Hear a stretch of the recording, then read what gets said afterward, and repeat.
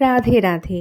আজ ভিডিওতে থাকবে দুর্গাপুর স্কনের রাধাকৃষ্ণের দর্শন, জগন্নাথ মহাপ্রভুর দর্শন এবং তারই সাথে থাকবে মন্দিরের ভেতরের অসম্ভব সুন্দর কারুকার্য।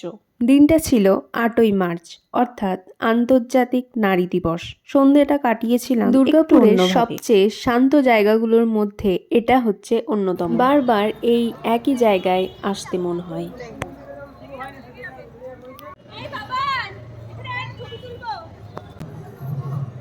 মন্দিরের ভেতরে ঢুকলেই চোখে পড়ে অপূর্ব কারুকার্য আর সুন্দর সাজসজ্জা। দেওয়াল, ছাদ আর স্তম্ভগুলোর ডিজাইন খুবই নিখুঁতভাবে তৈরি করা হয়েছে।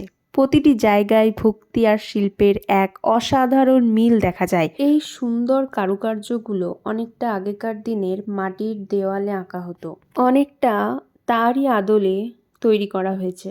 মন্দিরের পরিবেশটা খুবই শান্ত আর সুন্দর। এখানে এলে মনটা একদম শান্ত হয়ে যায়। মন্দিরে প্রতিদিন নিয়ম করে কীর্তন এবং আরতি হয়, যা পুরো পরিবেশটাকে ভক্তিময় করে তোলে। মন্দিরের ভেতরে যখন রাধাকৃষ্ণের সুন্দর সজ্জিত বিগ্রহের দর্শন পেলাম, তখন মনে হলো যেন সময় থেমে গেছে। রাধাকৃষ্ণের মুখের মাধুর্য আর করুণাময় দৃষ্টি হৃদয়কে ভরে দিল এক অদ্ভুত আনন্দে। মন্দির থেকে বেরোনোর সময় হঠাৎ চোখে পড়ল অসংখ্য পায়রা মন্দিরের সদর দরজায় বাসা গড়েছে। তোমরা যদি দুর্গাপুরে আসো তাহলে একবার অবশ্যই এখানে আসবে, দেখবে এক নিমেষে মনটা ভালো হয়ে যাবে। ভিডিওটি কেমন লাগলো জানিও। হরে কৃষ্ণ।